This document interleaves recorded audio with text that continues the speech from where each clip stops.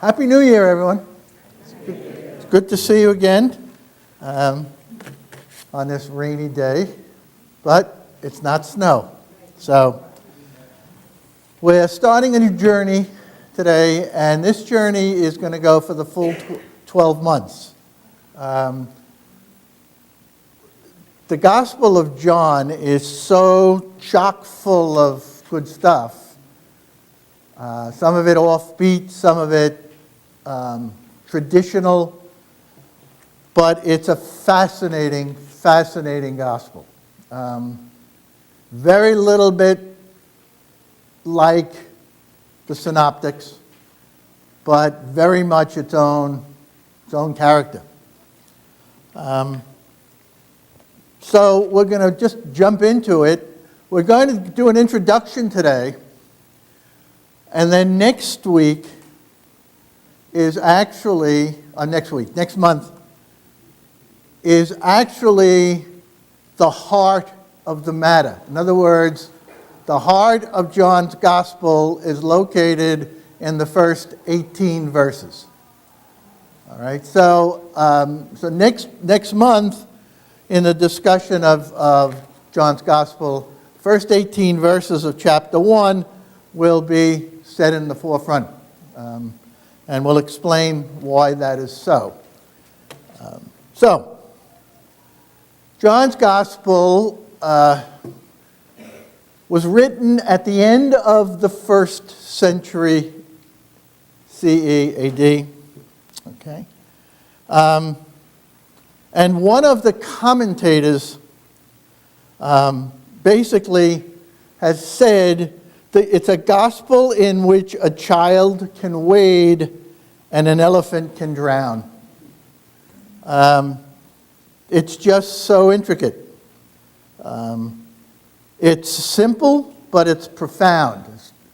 It will always help if you have a little bit of a poetic tilt to your sensitivities and so on, because a lot of symbols here. John pretty much is concerned overall about the incarnation. In other words, God becoming human in the person of Jesus. And obviously that's going to be central to our discussions. Now, we've talked about how the Gospels were formed. But with regard to John's Gospel, you have to remember that what are the things that have influenced his Gospel? Number one, the traditions in the early community, which were oral traditions. And it was very important because it was an oral culture. It was very important for the message of Jesus to be handed on. All right, and the memory, not only the message, but the memory of Jesus, which was also very important, had to be handed on. But it was done within the context of an oral culture. The situation of John's community, since it was a community that probably centered in Ephesus, which I believe is in Turkey,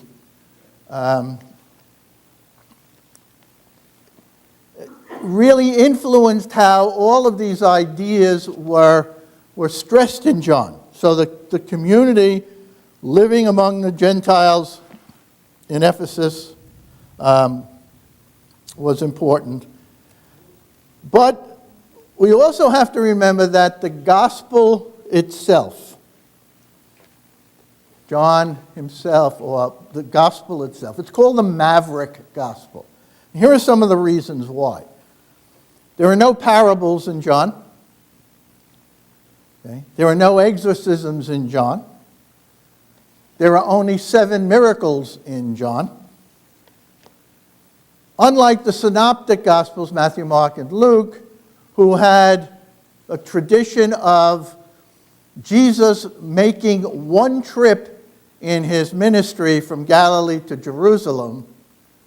All right? So basically, their Gospels cover the course of a year and a half, Whereas John has Jesus moving back and forth from Galilee to Jerusalem at least 3 times in the course of the gospel. So again, different perspective.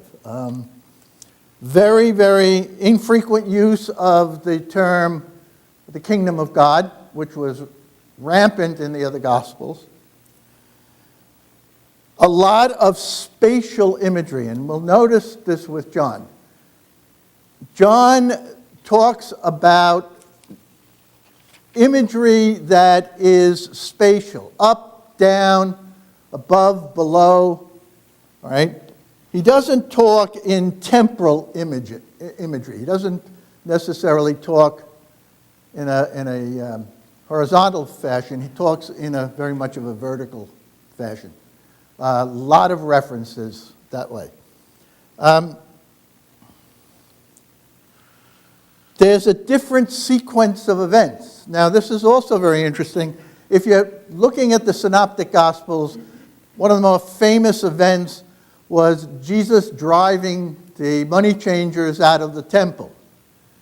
Now, the Synoptics would have us believe that, first of all, that event took place just before Jesus went on trial, before the Last Supper.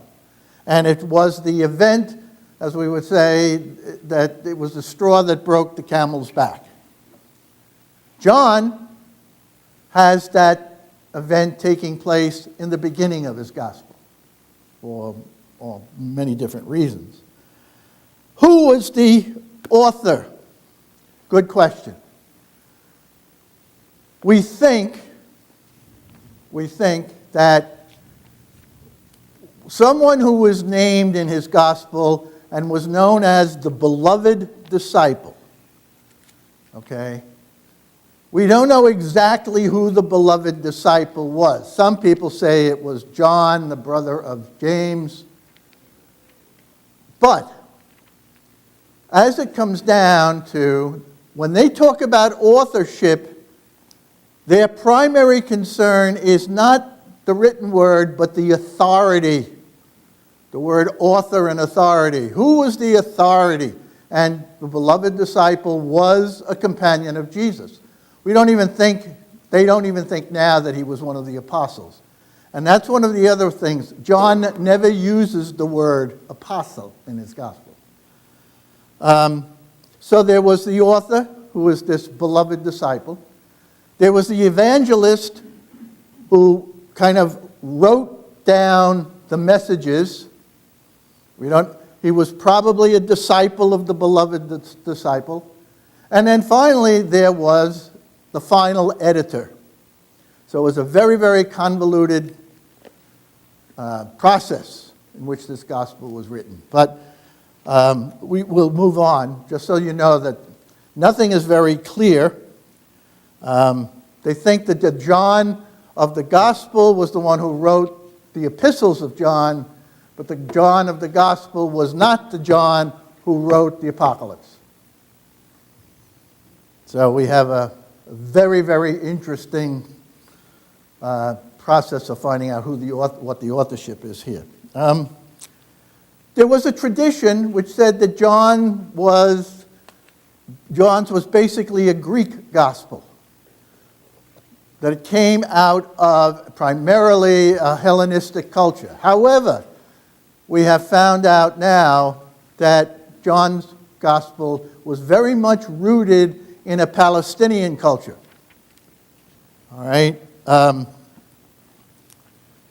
The Judaism of Jesus' time was different, obviously, from the Judaism of John's time, the Gospel's time.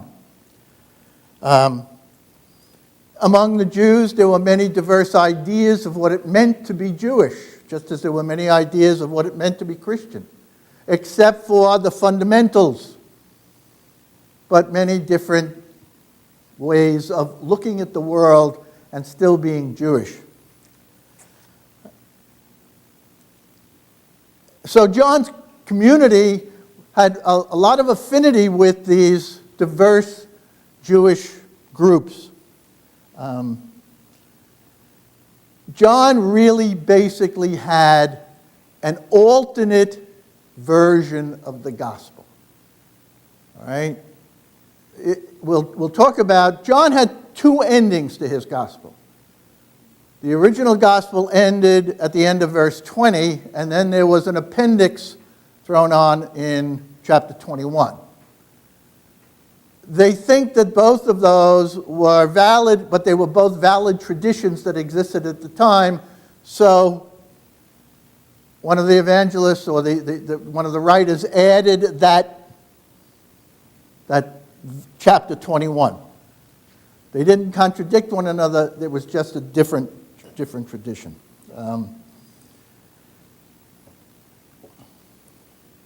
So, to go further, what were some influences on John? How did this community evolve? Now, the community for John is very, very important here. Number one, it was rooted in heterodox Judaism. It kind of attracted and was attracted by the diverse elements in Judaism, not a totally orthodox group of Jews. The disciples of Jesus, unlike coming from the group of fishermen, actually came from the disciples of John the Baptist. At least that was one of the main thrusts. So you have a different tradition there. John's gospel, interestingly enough, John's community was very much influenced by contact with the Samaritans.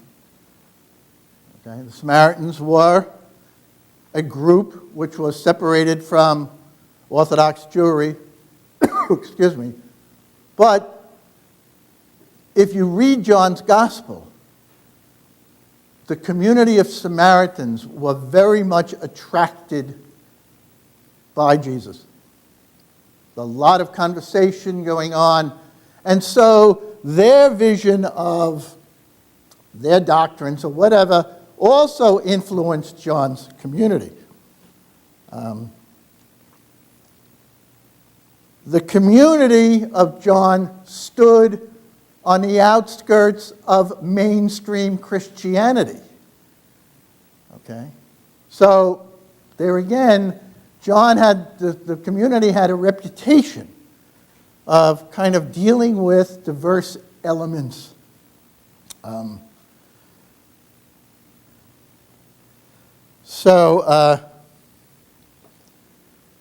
of the ways we can look at this, the edge of Christianity, there is a conflict in John's gospel between this beloved disciple, the disciple whom Jesus loved, and Peter. Now you can imagine, with a group of men who were constantly striving to be first among the group and so on and so forth, Peter is the one who receives all of this authority, receives, as we would say, the keys of the kingdom. Whereas on the other hand, John, the beloved disciple, was the one who had immediate access to Jesus. He was the disciple whom Jesus loved. So there was conflict even within the community between the beloved disciple and Peter.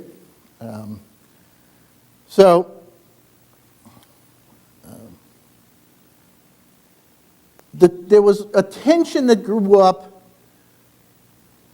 obviously after the resurrection, when Judaism and Christianity began to develop their own traditions and growth.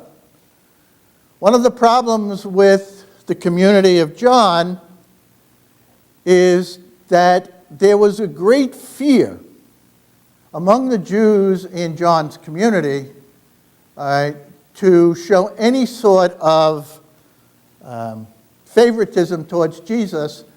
And we know this at least 3 times. There was reference in his gospel to the fear of these people of being thrown out of the synagogue. Okay? And which caused quite a furor in the early church community. All right? Which obviously will come into play since John's disciples had to be Jews if they were afraid of being thrown out of the synagogue. So,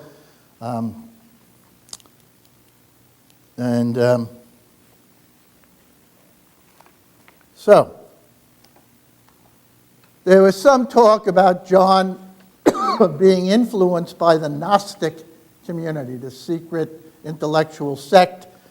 But since at the same time we found the Dead Sea Scrolls, they found documents of the Gnostic Gospels. They have no relationship or even language to John. All right? They think, obviously, the Gnostics were more influenced by John than vice versa. Those documents did not, they were second century documents. So, what can we say more here? The gospel was a bridge between all of the diverse worlds. The worlds of Hellenistic culture, all right? It talks in terms of Greek philosophy, Greek imagery, words, metaphors like logos, which is used, the whole idea of descent and ascent, those images, which were very much Platonic. All right. John's gospel also had roots in the Old Testament. If you notice on your summary sheets, I said that he had roots in the New Testament, but since there was not really much of the New Testament yet, it had roots in the Old Testament. It draws on Jewish festivals, Jewish symbols, and there are unique traditions about Jesus. So John's gospel basically is this bridge of really trying to appeal to a broad spectrum of the Mediterranean world. So let's quickly take a look at the structure. First of all, there's a prologue. Now, most of us think of a prologue as a simple introduction. It's actually more of a uniting vision for John's gospel. Everything that John speaks of and emphasizes is contained in those first 18 verses. All right. The first 18 verses are poetry. There's no question about that. There's a lot of poetic imagery in those first 18 verses. There was a deep intuition in John as to what the meaning of Jesus was in terms of his life. And then, of course, the high point was when they announced in the prologue that the Word, the Logos, became flesh and dwelt among us, pitched his tent among us. We have the sequence of the Logos' existence before the world, coming down through history, becoming flesh, becoming human. Once the Logos became human, it now has to have a history. And that's where the narratives of John's gospel take off. The Word has become flesh, he becomes a historical character, and that's where the historical narratives come into play. Chapters 1 to 12, it's called the Book of Signs. Signs are, for John, the Greek word semeion, are basically miracles. They describe the public ministry of Jesus. The interesting section is from 13 to 20. It's entitled, by interpreters, the Book of Glory. Now, it seems like it's a very, very strange way to describe all the stories about the passion and death of Jesus. But the word glory is very, very important because the word glory means, the word doxa means glory. And the concept of glory comes very close to the Jewish concept of Shekinah, the presence of God. So it is actually what John tries to do is to show that in the passion and death of Jesus, God's glory is actually shown. And that's also a very, very important part. You'll notice when we do the crucifixion, Jesus, if you remember my saying the last one, Jesus was totally passive. His passivity was what brought him through the death sequence. In John, Jesus is in total control. All right? And so you have that different perspective there. And then, of course, you have the addendum in chapter 21 on some more appearances in Galilee. That's kind of the rundown. Now, just a quick review or preview. What are some of the elements in John's gospel that we kind of grab a hold of in our own understanding? First of all, the concept and the phrase "the Jews" is used very often in John's gospel, and it was a phrase which we will explain at some point, which really led to enormous anti-Semitism. Okay, so we have to explain what this expression, the Judeoi, the Jews in John, really means. Secondly, there is, again, a very sophisticated concept which became very important called realized eschatology. Basically what that means, if you take Matthew, Mark, and Luke, at the end of time, again, you have this linear idea of time. At the end of time, you will have judgment, the coming of Jesus, and so on and so forth. In John, he not only denies that, he doesn't deny that, but that whole idea of the end time, of judgment, of the coming of the Son of Man, has already begun. It's already been realized. It's not totally, obviously, but it's a realized understanding of the end times. Two other things. In John, we find the raw material scripturally of the later doctrine of the Trinity. You can't read the metaphysical understanding of Trinity into John's gospel. I'm sorry. John's gospel was primarily concerned, as we'll talk about next week, was primarily concerned about the relationships that existed in and with God. Relationships, not metaphysical understandings of matter and form and substance and person. No. Okay? Which we will, again, clarify later on. And then finally, there's a strong emphasis in John about the whole sacramental system of the church. One of the things we have to understand is that for the early church, baptism and Eucharist were important. Baptism gave life to the community. Eucharist gave nourishment to the community. Interesting, in John's gospel, there is no narrative of the institution of the Eucharist nor the institution of baptism. All right, very interesting thing. The foundation for, or the basis of, the sacraments of Eucharist and baptism in John came when the centurion lanced Jesus' side and outflowed blood and water, the two images of Eucharist and baptism. So again, John's perspective, very different. So that's pretty much a rundown of John's gospel, and we'll get much deeper into it next time. Thank you. Thank you.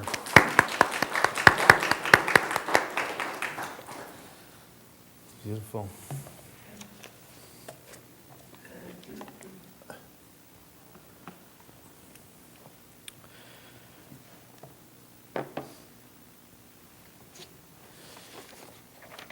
Shalom. I'm glad we jumped right into it, and that means that we have a little more extra time to discuss this. When Don and I discussed today's session, and he said, I need to give the introduction to the Gospel of John, and it's the first 18 verses. And I read through them, and I thought, maybe you should take the whole session, actually, and maybe I will just give a little bit of commentary. But then I started preparing, and I realized I may need a whole session for this. It really is really fascinating. I understand now why we didn't start with the Gospel of John, and we decided to start with Matthew and then go to Luke and just discuss the synoptic Gospels before John. Just from the beginning, and I am the student here, so I will go through this process, but just from the introduction, I see the major difference between the synoptic Gospels and John, in the sense that the synoptic Gospels are still talking about the events. They're still trying to figure out Jesus' ministry. What is he saying? And then John, later on, it's a more mature view of the beginning of Christianity and the theology. He's not really concerned, like Don was saying, too much about necessarily the ritual, but really the theology, at least from the beginning. That's what it seems to me. The first 18 verses, in a sense, seem to me, even though we were talking about the Gospel of Luke, Matthew, that is the most Jewish one, and that's why we started with it. To me, this actually, the Gospel of John, seemed to me as actually the closest to Judaism. Don may disagree with me, but I felt immediately, in a sense, I understand what he's talking about. So I will begin. So the issue in the theology that is maturing here goes through the line that separates Judaism and Christianity. What is the line that separates Judaism and Christianity?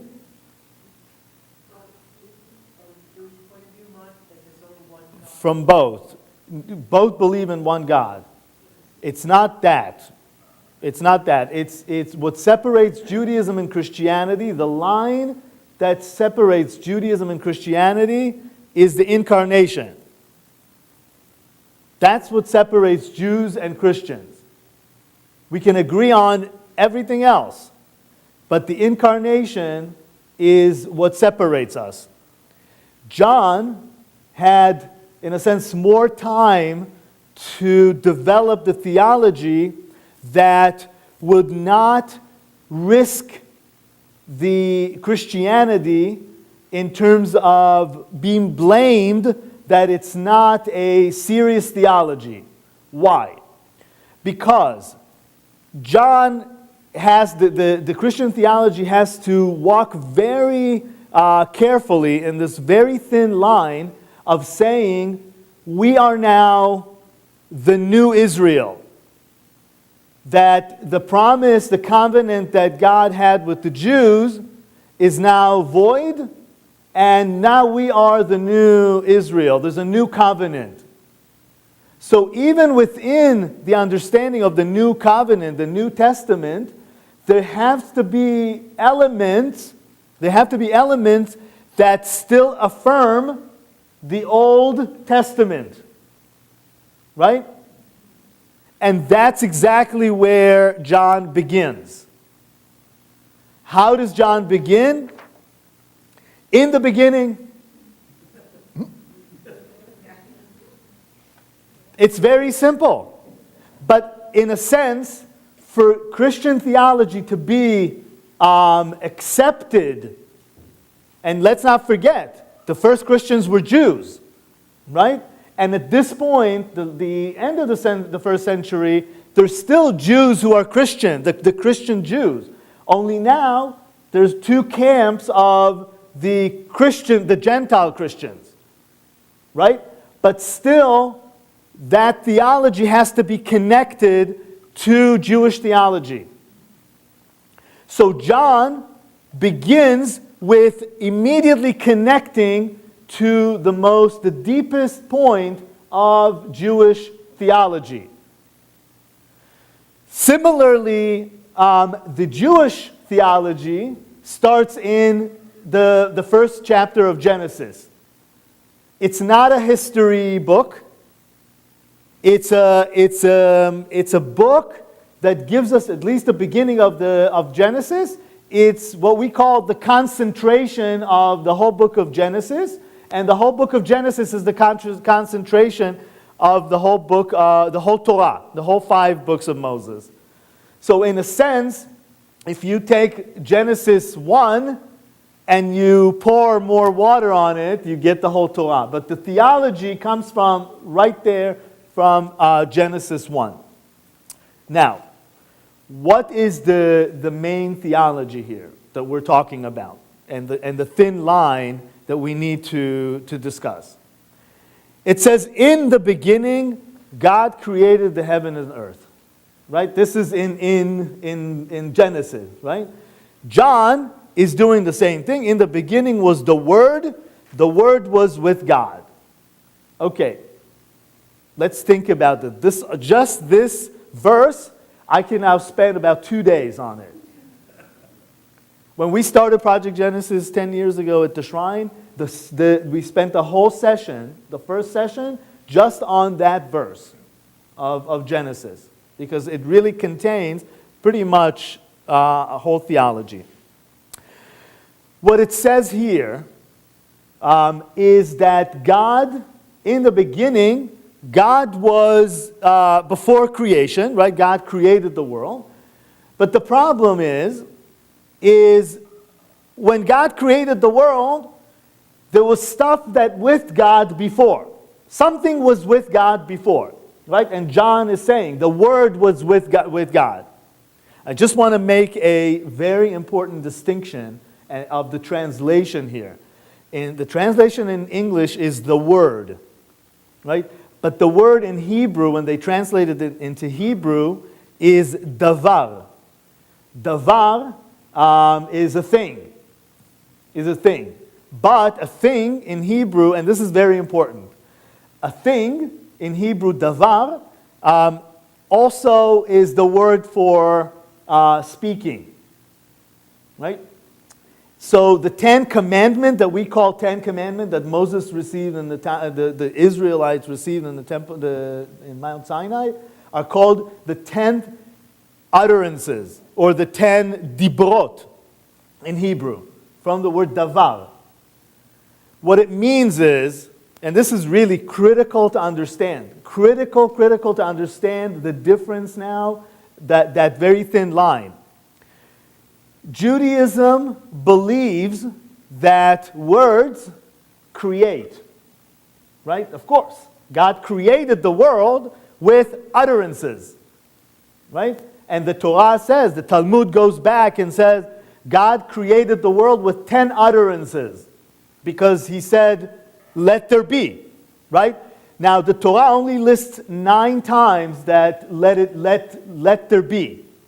So the Talmud says, so where's the 10th? The 10th is in the beginning.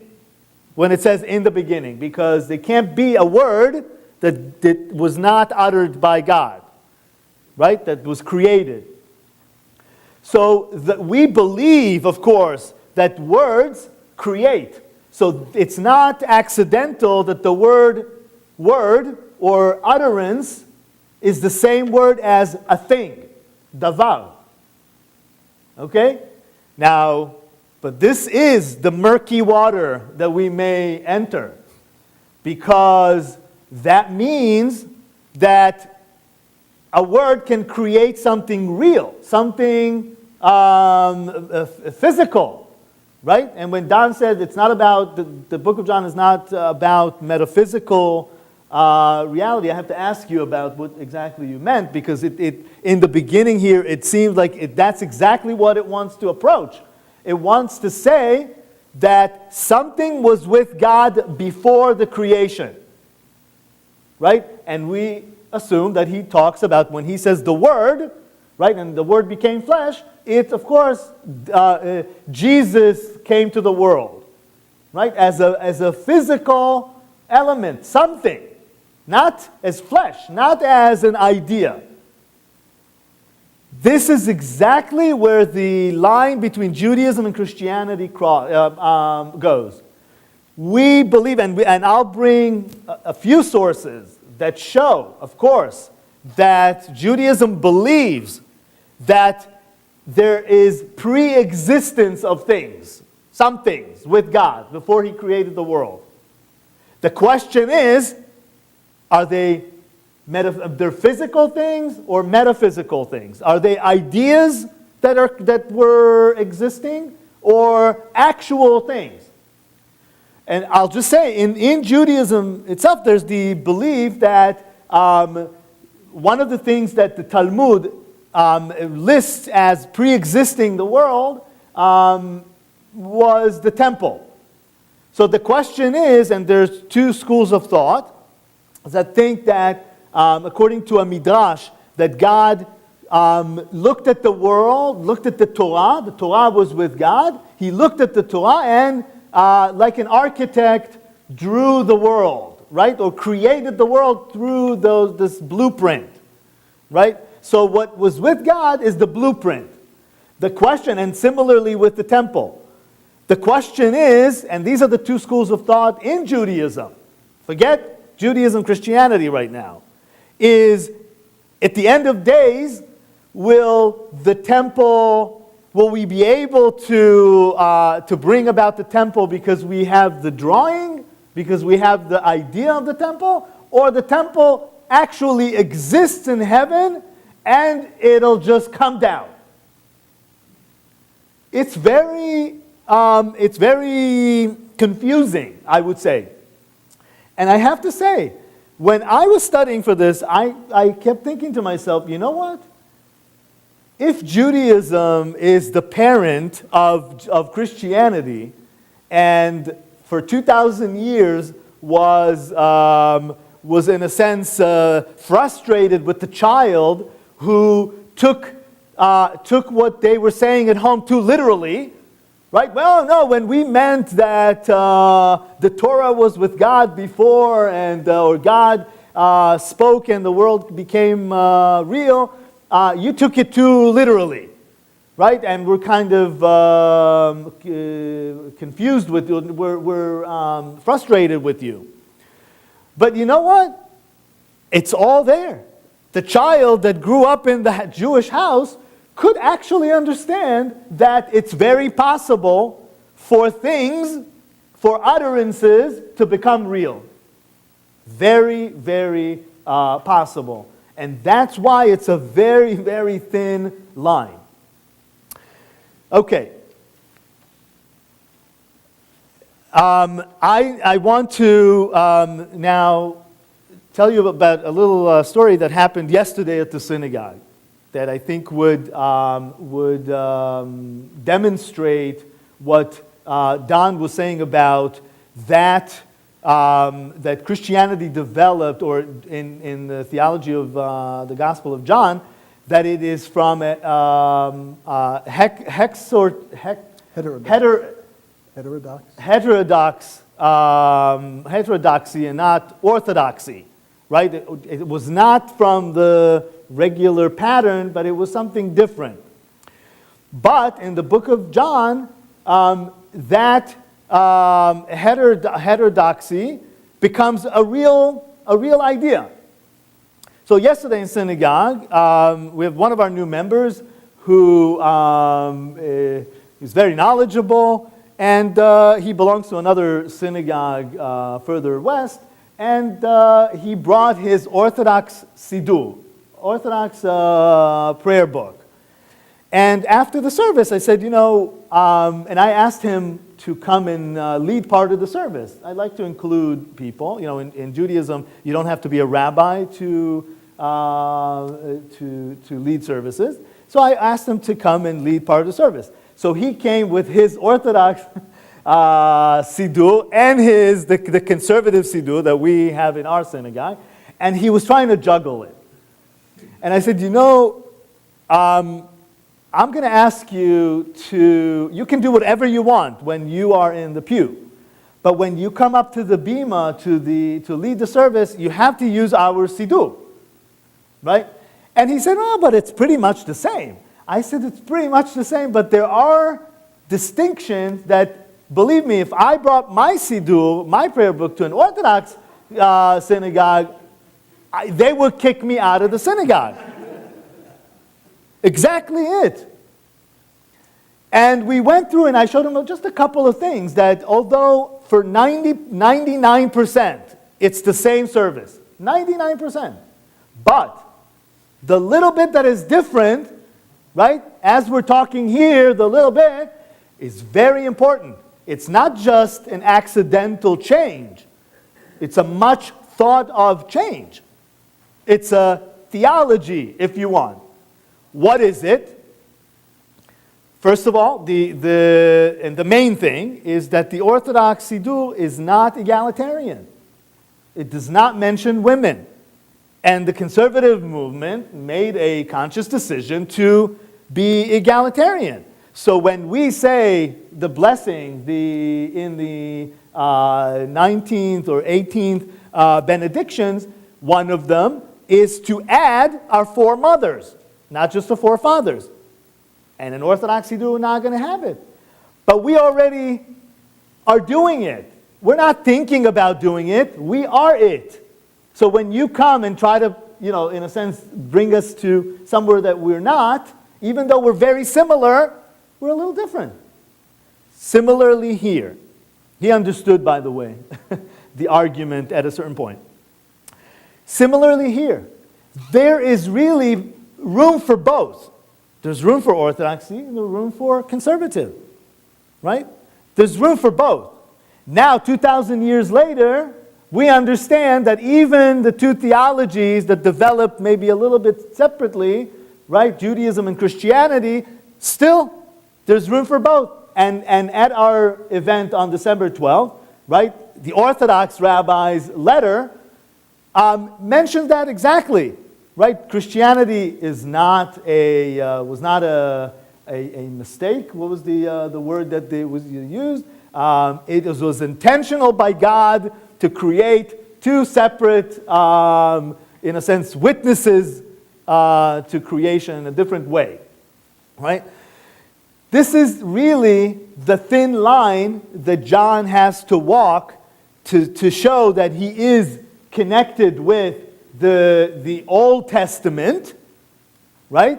And the New Testament that he's creating does not negate the Old Testament. Because if he does it, that means that one day somebody else can come and say, oh, well, that testament is also void and null, right? Or null and void. So create something different, but yet maintain the link to it. Let's see how much time I have. I have a few more minutes. Now I want to show you a few sources, which is a fascinating thing, about what else, when the Gospel of John says that the Word was with God and it became flesh, what are the Jewish sources that John is linking himself to? So the Talmud, in the tractate of Nedarim, page 39b, lists, the context is not important right now, but it lists 7 things that pre-existed the world, pre-existed or pre-existed the world, yes. Before God created the world, these things already were with God. And again, think of each one was it a real thing, right? A physical thing, or was just an idea? Okay, so from a Jewish perspective, the theology would say, at least the mainstream would say, of course it was just the idea. Christians see this and say, the rabbis themselves said that there are things that were with God before. We're not going that far. The Torah, first thing. So the Torah was with God, and it's based on Proverb 8, verse 22. And this is, to me, was always, when I began preparing, that was the first verse that jumped into my mind. But when I looked through the sources of the Talmud, I realized that, wow, there are more, many more. So the first one is Proverb 8:22, which says, God made me as the beginning of his way, before his deed of yore, I have reigned for all time, from the beginning, from before the earth. Okay, that is the verse. And the Midrash says that God looked at the Torah was like the blueprint, as the architect uses the blueprint, looked at the Torah and created the world. The next thing is repentance. I'm not going to go, I have them all, but I'll only do the first and the last. The second one is repentance. And the idea is that the idea of repentance had to precede the world, because otherwise Adam and Eve, or the creation itself, would not last for 1 minute, because we are not perfect. Anything that is not God is not perfect, and we are doomed to make mistakes or sin. And if there's no repentance process, then that's it, right? We would disappear. The next thing is the Garden of Eden. Gehenna is the fourth one. Then the throne of glory, the holy temple, and the last thing is the name of the Messiah. And of course, from the perspective of the Gospel of John, this is what it is most emphasized, that the fact that already in Jewish sources it said that the name of the Messiah pre-existed the world. That means that Jesus was already thought of, right, before the world. So before the covenant with Israel, which means at the same time, because the covenant with Israel was also preceded the world. So, but it does not negate that idea. I want to read to you that verse, which is Psalm 72:17, and the verse is, "May his name endure forever. May his name connote mastery as long as the sun endures, and all nations will bless themselves by him." Okay, so it is in the translation, and granted this is an Orthodox Jewish translation, so maybe they already understand that the sensitivity of this verse, but in Hebrew, Le'olam lifnei shemesh. The expression Yehi shmo, his name, may his name. Le'olam lifnei shemesh. Le'olam in Hebrew is, olam means world, but it also means infinity. So it means that it existed, le'olam, infinite, lifnei shemesh, before the sun. So before God created the sun, he already had his name in mind. Last thing that I would connect to is that the idea that Jesus here is described as light. The light came to the world. So in a sense, what John is doing here, and I attribute it to John, right? The imagery. The writing of the Gospel of John, right? It's okay to attribute it to John. A lot of times these books are written by other people and attributed, but I will, for the sake of this conversation, I'll attribute it to John.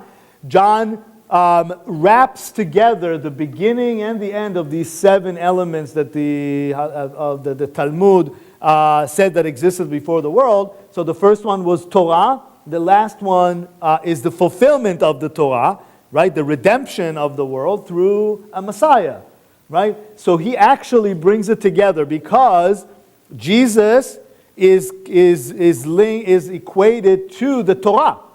Because the Word of God, right, the Word, the law, or the Torah, that's the Word. So Jesus is linked to the Torah and the fulfillment of the Torah, which is the Messiah, the redemption of the world.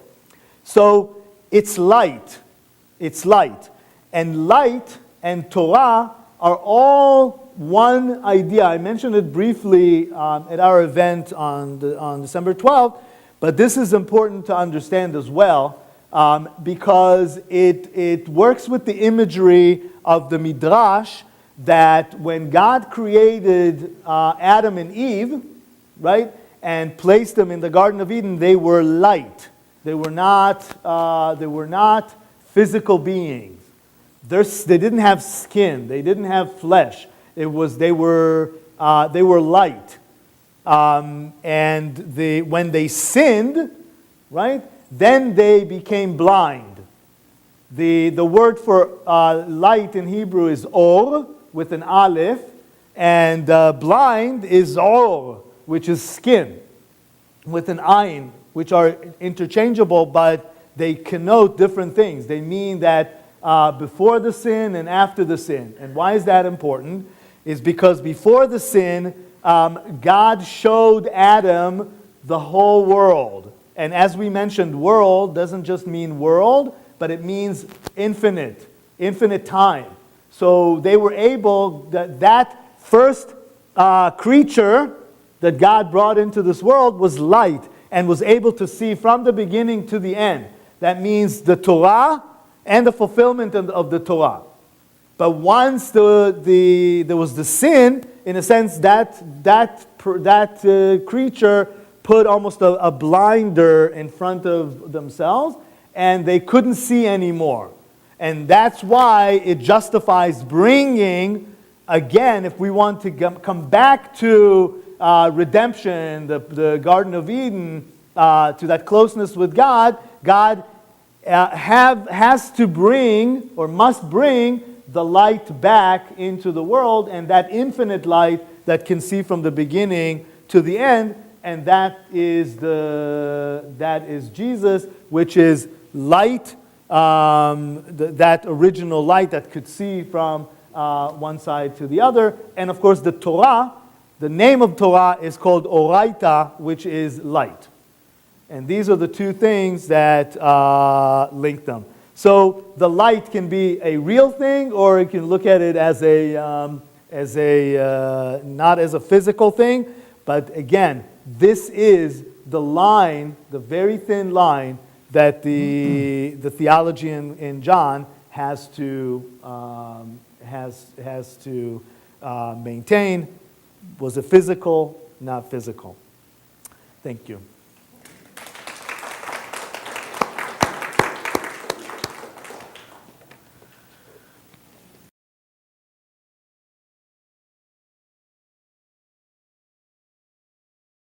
Certain verbs and concepts in Greek and showing what the meanings are. And I'll get into that next week. But if you notice, in the beginning was the Word, and the Word was turned toward God. Mm-hmm. Because the word in Greek, pros, which we translate here as with, all right, The word pros, followed by, here's my grammar coming in, followed by the objective or accusative case, means motion. So what we see is, and the word was turned toward God. All right? And then what follows is a whole wacky sequence of the different tenses of the verbs to express certain concepts. So in Greek, you've got the imperfect tense, an action that's continuing. Then you've got two perfect tenses. You've got the perfect tense, which means something happened once but still has meaning now. And then you've got what they call the aorist tense, which is something that happened once and for all. And all three of those verbs, those types of verbs, are used in the first 4 verses. So there's a kind of a very interesting play here on what's going on. And obviously we will talk about relationships as they take place. All right, We're good? questions? Jack, it's your... Thank you. Let's speak about the first 2 or 3 verses of John 1. Can I jump the gun a bit? No. All right. Go ahead. All right. Only if it has gun control. That's right. Okay. All right. Fair enough. The Nicene Creed. Right. Okay. The first 2 or 3 verses, would that be, could you read into that at the beginning of a content or structure of the Nicene Creed? Well, I mean, what the Nicene Creed, at the first General Council of the Church in 325, and this is what I was talking about before, about metaphysics and so on and so forth. Once the councils took place, 325 and I believe 381, which was Constantinople? Yes. All right. They were the beginnings of developing a doctrine which was an attempt at explaining what the Trinity, for example, was, or what the nature of Jesus was. Now, you've got to be very careful. Now, in terms of Christian Catholic, the Roman Catholics believe in what we call the real presence of Christ in the Eucharist. We explain that through the theory of transubstantiation. Transubstantiation is not a doctrine. Transubstantiation is a metaphysical or philosophical explanation of what we're trying to do. So when we take a look at the Trinity, right, and we talk about 3 persons in one God, that is an attempt at a metaphysical or a philosophical explanation of what comes out of John. And the only thing that comes out of John is the whole question of relationships. That is the key in John, not a doctrine, but the attempt to explain the relationships that exist. And we'll talk more about that, but that is very, very important. Okay? Because sometimes we can get lost in the philosophical explanations of something and miss what the Gospels themselves were trying to bring about. So I have actually, this is the question I wanted to ask you. So I need to understand that, is what you're saying. So what I understand from John here is that it says finally, you know what? We thought about it and we understand that this is the line that begins our faith, that the Word became flesh. That we're not just playing with the Word and what can it be that something from God will become flesh. This is the title of our faith, and it's right in the beginning. But you said, let's not dwell on that specifically, but the relationship that develops through then the three persons Right. that it creates? In other words, when John talks about, because there seems to be a threefold distinction going on. You have the reference to God, all right, the reference to the Son or Jesus, and then the reference to the Spirit. Okay? And all of them are seen in the Gospels in relation to one another. Okay? And the question that grows out of that is, what is the meaning of those relationships? There's no attempt at trying to figure out what all of this means in terms of an understanding from a philosophical point of view. Okay? It's not faith seeking understanding. It's love seeking enunciation. When we talk about theology, the traditional understanding of theology is theology attempts to explain what I already believe. Okay? So you're saying that God, the expression of God is love, and when God comes to the world, so the three persons are supposed to demonstrate that love Yes. relationship? Yeah. That the manifestation of God is brought out in the interaction of the relationship with and among these three entities. All right? What philosophy does is begin to explain it in terms of persons. Okay? Person is a philosophical explanation. It had a very specific meaning within Greek philosophy. Okay, we'll take another question. Water.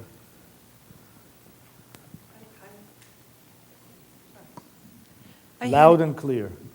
I had an observation and then a question about the essay in the book.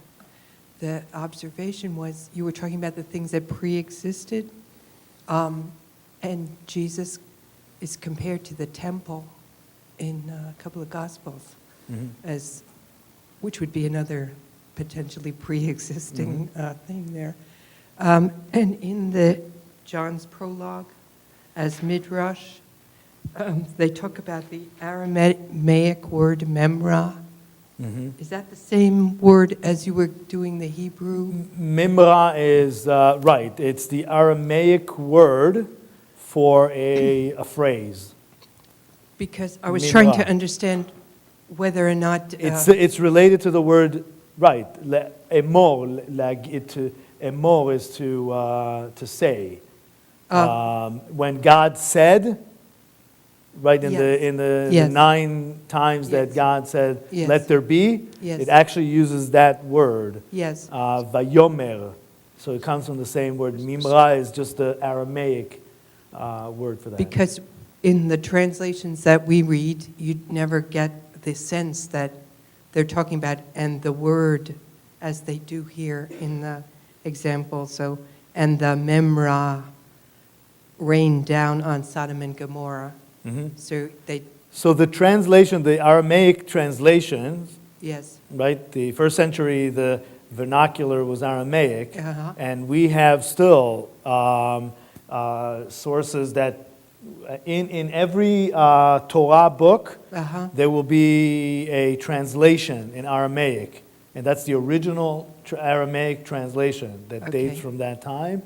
And because the Torah has to be translated. I can't now be here and speak in Hebrew because you're not going to understand, right? Right. So I have to translate to English. Right. So think of that time, they would have to translate the Hebrew to Aramaic. Right. So the word mimra in Aramaic is the word for davar or amar.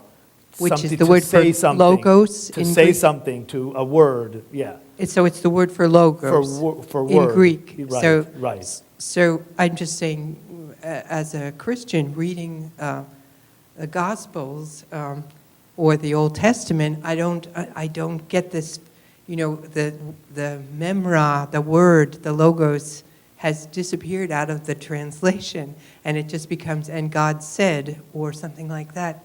But it seems as if there was a very much stronger emphasis on the word, that God was the word doing this. When God said, it meant the word of God was. Right, God said something.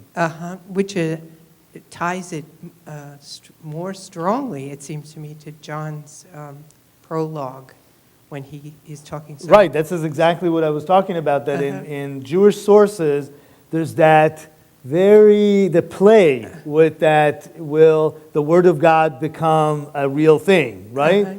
But Christianity starts here. Later on, it does not appear in the Synoptic Gospel, but at John, because it's a later book, the theology is already kind of firm, and that's where I said the story about the Orthodox Judaism versus conservative Judaism, that it started as a thinking, but now it's its own idea, right? So John puts it right in the beginning, at the title. Yes. We believe that when God said something, it became real. Flesh and blood. That's really the or versus the or, the light versus the skin in the Midrash about Genesis. And that's Okay. what it really is. I didn't know if that, if in this essay they were talking about something that was only in the 1st or 2nd century, or this idea of the word was still today in Judaism, or only in some of the many heterodox Judaisms, or so I wasn't really following this as well as I wanted to, this essay. I'm not sure. Do you want to? No, because I was just going to say join the club. Okay. I mean, that essay really has to be read more than once, all right? But, No, I just didn't know if it was still true. But I or he think was what only it talking- is, I think the importance of that essay is to understand that this concept of logos or word or whatever it is was not foreign to Judaism. Right. Okay? And still isn't. That is the point of this whole introduction to John, that John plays on very prominent symbolism in the Jewish sources, from the Torah through the prophets, and then the oral Torah, which is the tradition, the Talmud, that already were there, that somehow ideas or words can translate into physical things in this world. And that it's still there today in Judaism in some So some believers? more esoteric Jewish sects would still say that one day the temple will just come down. All right, let's move to another question. Well, I just want to add something to, we tend to become so analytic at times that we tend to forget, especially when we're talking about pre-existence, of the word. We have to kind of, if we can, grasp the fact that God doesn't have a past or a future. All right? Everything is present to God from the beginning. Okay? And so if the Word pre-existed, the Word was not only, was with God and turned towards God, basically seeing the same thing that God saw. It is. I'll do another one that I didn't mention in my talk, but it was actually part of my notes, is that there is something that John says here, that God will be,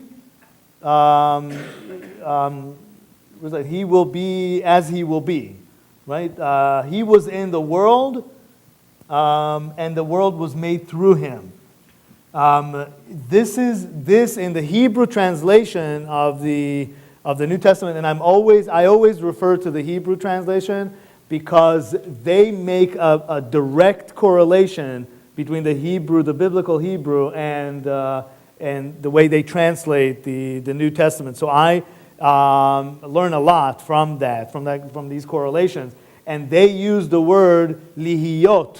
So, and it's the same word as Moses heard from God in the burning bush when Moses asked God, "What is your name?" And he said, "Eheye asher eheye." I will be as I will be, or I am basically, I am. I don't have a past, future, I am. So it's the same idea, and it's another symbolism that appears here in John, that when we say pre-existed, of course it means that it's just is. There's no past, present, or future. You made a comment about toward the end of your talk, Rabbi, about light, and I'm a retired engineer, and light is sometimes thought of, it sometimes acts like a particle, sometimes acts like a wave, and my point is that we don't, in a certain sense, we don't really know what light is. Right. But my question is this, and did Jesus consider himself a Jew? And then secondly, did the early Christians consider themselves Jews? You're asking, this is my reference to me?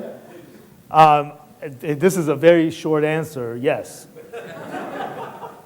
Absolutely, of course. The reason they did not think of themselves as anything else, they just thought of themselves as another sect in Judaism. Judaism had many sects at that time.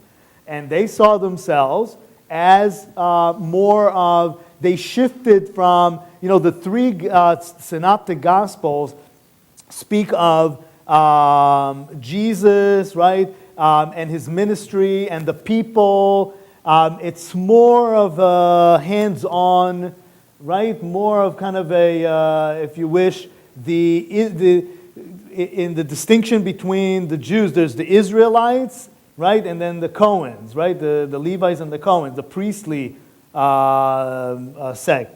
So they, here in John, because it also talks about John the Baptist, it moves from, in a sense, the regular Israelites on the ground to the priestly level. But it's Judaism. They're both Jews. They're just thinking, we are reading what is already in our sources as saying, we take it as it appears. We're not saying, we're not trying to say, oh, it's just a metaphor. We are actually saying this is real. And that person, that Messiah, that person that walked among us, he is that Messiah. But absolutely, they saw themselves as Jews. And that's why, linking to what Don said before, the book of John, as I was reading about the background, there is the most anti-Semitic expression in the book of John that says that Jews are something they don't understand, or there's some derogatory term. The what? He said the Jews. The Jews. Which isolates everybody else from that small group of Jews. Right, but there's some real derogatory term, but really that's exactly what you have to understand, as we were talking about in previous lectures, that in this context, this is sibling rivalry. That's the reason they are talking to each other like that. Who's going to hurt each other more? Who knows your button more than your sibling? Right? So absolutely, the answer is yes. So we're those of us who would consider ourselves Christians are sort of a Jewish sect. We started that way. We started that, right. I like, Maybe you could still think of it that way. well, I like Pope John the 23rd's expression that says we are all spiritual Semites. So, but when the break came, then there was the division, all right? But, when we started off this whole thing, dealing with Matthew, basically I put the whole thing in terms of this is a royal family feud, okay? That's exactly what was happening. You had those people who thought the rabbis would, be the leaders, and there were those who thought that Jesus was going to be the leader of the Jews, the Jewish sect. And I think that this is why it's very important. What we do here is so important that also Jews learn about the New Testament to understand that when the original Jewish Christians were called minim in Hebrew. Minim is, min in Hebrew is like, what are they? Like types of something. Min is type. So they called them those types because they couldn't understand. Are they Jewish? Are they Hellenistic? What are they doing here? They're kind of a hybrid. So, but it's very, and that also created from the Jewish perspective, Christophobia, right? So it's very important to bring it back to a place where we're not afraid of each other, both ways. Not the Christians afraid of Jews, or Jews are somehow intimidated by Christians, of course, putting aside all the bad history, but theologically, or that we can live in coexist in a sense. That it doesn't have to be one or another. It could be both.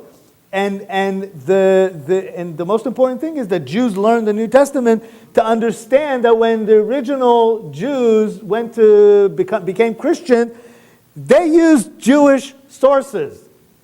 As I mentioned in my talk, you know what? We blame that kid that left the house and made his own religion, but you know what? The conversations in the house really encouraged it. Let's not only blame, if we're going to blame the kid, that he understood something that was not there at all. It was totally on the table. Only they now said, okay, I'm reading it literally. It is really can become flesh. The other thing to remember is that the expression in the gospel, when they referred to as the Jews, that terminology did not go back to Jesus' time. That was recent, according to the gospel, that was recent terminology. And basically, the Jews, in a derogatory sense, was the group of Jews who did not accept Jesus. And those were the ones who were threatening the early Christians by kicking them out of the synagogue and so on and so forth. Because obviously, at the time of John's community, most of the Christians were Jews. So why would they curse themselves in referring to the Jews? So you have to look at it in the sense of the conflict going on at the end of the first century in these diverse communities. And another point that came up strikes me as we don't ever see the light. We don't see the light. The light allows us to see something. All right? We've never seen light. If there were no light, we could see nothing. So when all of these ideas of using the word the light, they tend to have us understand that it is by and through these people or whomever it was, be it the Torah or Jesus, they allow us to see who God is. Right? Allow us to see who God is. That is the function of the light. And light is also what the rabbis were saying, that it's a borrowed element. It really is a heavenly element that is borrowed to be in this world. And that's why fire always goes up, right? It wants to go to its source. And it really is in a sense, was placed here. So it's almost like in physics, it could be a wave or a particle. It does have heavenly elements. And in a beautiful way, we explain it that you can give off any physical element. If I give you half a cup of water, I'm going to be left with half a cup. But light it's infinite. You can give it, it's on earth, but it acts as a heavenly element that it's infinite. If I light your candle, right, and light infinite amount of candles, and I'm not missing anything. Any other question? Yes, Harvey.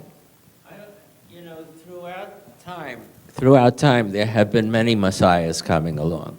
Amongst the Jews, there were messiahs in Spain, there were messiahs in the 12th century, in the 15th century, and, you know, everybody was a messiah. And on the Jewish holidays, we're waiting for the messiah to arrive.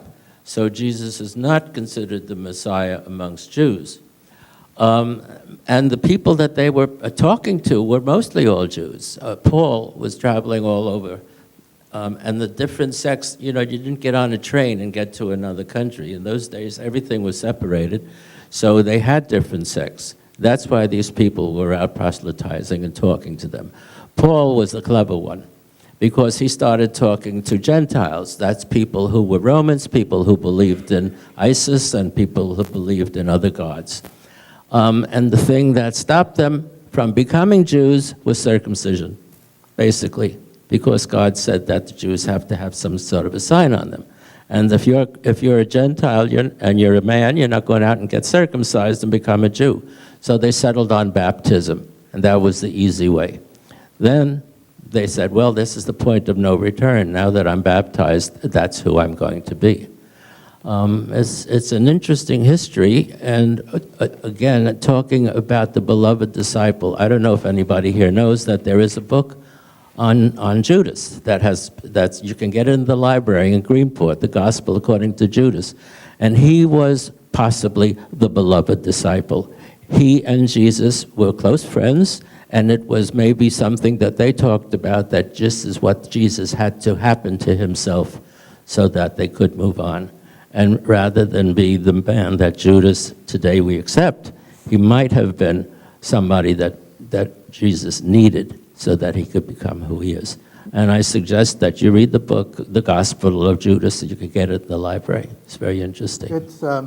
There are so many now editions of finding the Gospels of Thomas, of Judas, of Mary Magdalene, and so on and so forth, that we're able to at least glean the mindset of people in that period of time. But don't forget, the scriptures, the canon of scriptures, were determined by the group itself, that these were their scriptures that best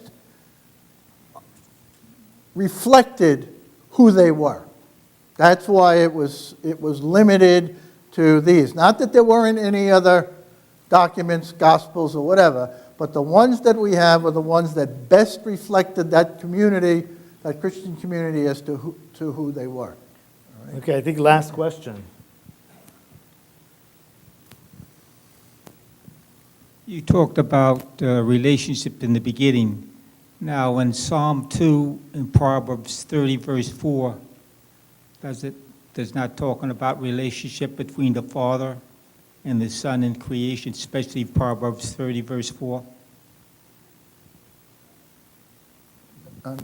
This question is, Anyone can ask Proverbs 30, verse 4. What is the question, though? Doesn't that Proverbs 30, verse 4 in Psalm 2 Right. create a relationship between the Father and the Son? what is it, Proverb 30? I just off the top of my head, I would say that since Proverbs and Psalms come out of the wisdom literature tradition, that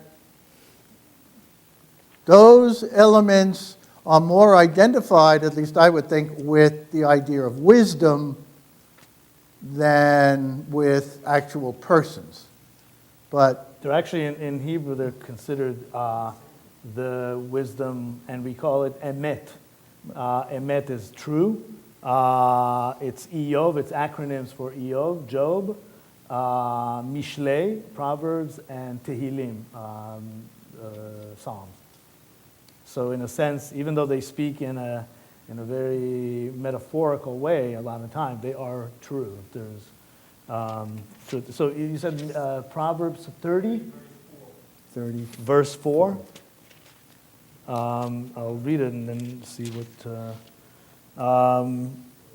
it says. Who, in parentheses, but Moses ascended to heaven. So I guess this is a Jewish Orthodox translation. So I'm just going to read it without the who ascended to heaven and descended. Who else gathered the wind in his palm? Is that what you're referring to? Okay. This is another reference, a very important reference to actually the ladder, the Jacob's ladder.